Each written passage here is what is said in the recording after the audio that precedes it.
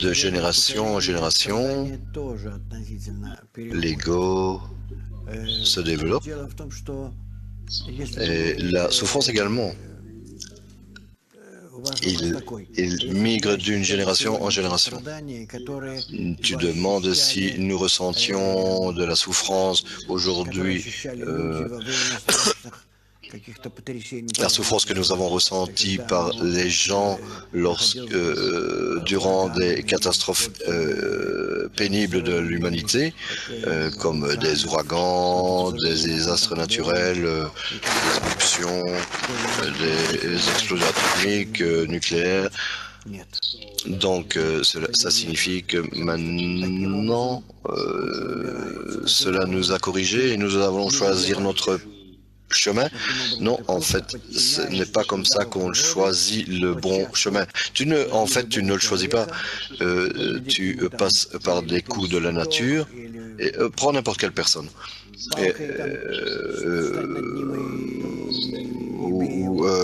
Choque-le avec de l'électricité ou bat-le avec un bâton. Naturellement, notre ego obéira à ses actions. Ce n'est pas un choix. Et la nature ne fait pas cela. La nature ne fait pas cela. C'est intéressant comme la personne fait son propre choix. Elle choisit en fait le développement correct. Lorsque la nature se développe du végétal vers l'animal, alors, et ensuite, notre monde est un résultat des coups de la nature, mais en fait, nous devons nous élever. Nous avons besoin d'un système de connaissances appelé la science de la Kabbale et pas se développer par les coups et les erreurs. Nous pouvons simplement montrer à l'humanité maintenant que soit on s'unit, soit il y aura un déluge. Et regarde en Australie ce qui se passe. Ces éruptions volcaniques partout et les mouvements des plaques, comment les planètes commencent à secouer.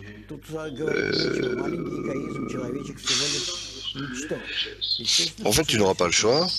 Ce petit ego, avec ton petit ego, si il n'est pas d'accord avec cela, en fait, moi je parle de consciemment de s'élever à un degré supérieur, après les états végétal et animal. Le fait est qu'également aujourd'hui, nous sommes prédisposés à cette pensée que nous devons nous élever au-dessus de nous-mêmes.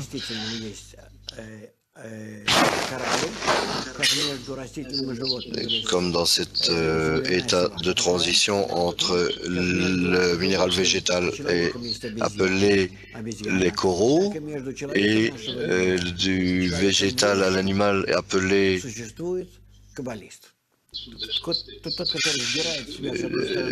entre le niveau humain et le degré supérieur, il y a quelqu'un qu'on appelle le kabbaliste. Et si tu prends ces qualités animales que la personne a dans le monde et ça inclut inclut en elle les qualités de la personne à un degré supérieur, cette ascension n'est pas influencée par les forces de la nature, mais il fait ça consciemment. C'est ce qu'on fait lorsque nous apprenons, nous étudions la liberté de choix, lorsque nous apprenons comment créer des états spécifiques qui sont en nous et autour de nous, nous changeons nous-mêmes de l'état de l'ego et nous nous élevons à un autre degré où on peut l'équilibrer avec des bonnes forces qui apparaissent en nous et qui sont opposées à cet ego, et on existera entre ces deux forces, entre l'altruiste et l'égoïste. Et, et alors, au-dessus de cela, de cette connexion entre ces deux forces, on sera capable d'exister. On pourra exister. Cela sera notre prochain état. Donc, c'est ce qu'on appelle la ligne médiane. J'espère que consciemment, on arrivera à cette décision. Et dans la liberté de choix, et nous atteindrons cet état sans guerre mondiale. Donc, comme vous avez dit, quand la nature veut nous amener et il nous donne un choix, est-ce qu'il n'y aura plus de cataclysmes et de catastrophes? Oui, bien sûr, il y a pour le moment une petite partie de l'humanité qui prennent sur eux cette expérience parce qu'ils n'ont pas de choix. Et vraiment, il n'y a pas de choix. Tout le monde en parle, mais tout simplement, il faut réaliser cela et vraiment nous secouer un petit peu et prendre ces décisions. Quel est le but de cela? Non, une accumulation de souffrances amène quand même l'humanité où elle commence à penser à quoi faire. Bien sûr, ça mènera quelque chose, mais la question est différente. Elle est comme ceci. Est-ce qu'une souffrance supplémentaire amènera ce libre choix? Est-ce que la nature veut nous programmer? Supposons un enfant qui ne veut pas aller à l'école. Il ne veut pas y aller, il prend sa bicyclette, mais il ne veut pas y aller. Et il préfère jouer sur la console. Bien sûr, il a la liberté de choix pour choisir ça ou ça. Et on existe en fait dans une certaine restriction et peut dire je peux être complètement libre et je peux faire mon choix. Il faut comprendre quel est ce cadre de la liberté de choix. Il voit, sinon, regardez nos vies, est-ce qu'on est libre en quoi que ce soit? Non, rien. Donc, de la même manière, nous pouvons choisir la spiritualité plutôt que la punition et la récompense. Je ne veux pas être puni. Je ne veux même pas de récompense non plus. Je veux être complètement libre, indépendant. Non, cet état n'existe pas. Est-ce que tu vois? Tu dois comprendre toutes ces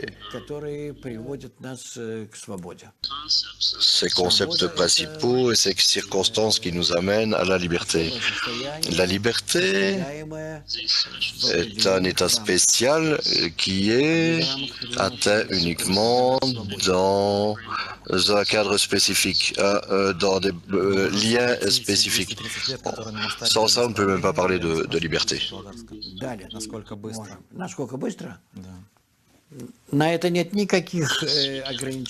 Oui, on peut. Il n'y a pas de restriction à cela, même maintenant, à cette minute. Si tous, ensemble, nous sommes comme un seul tout, un seul désir, une seule intention, nous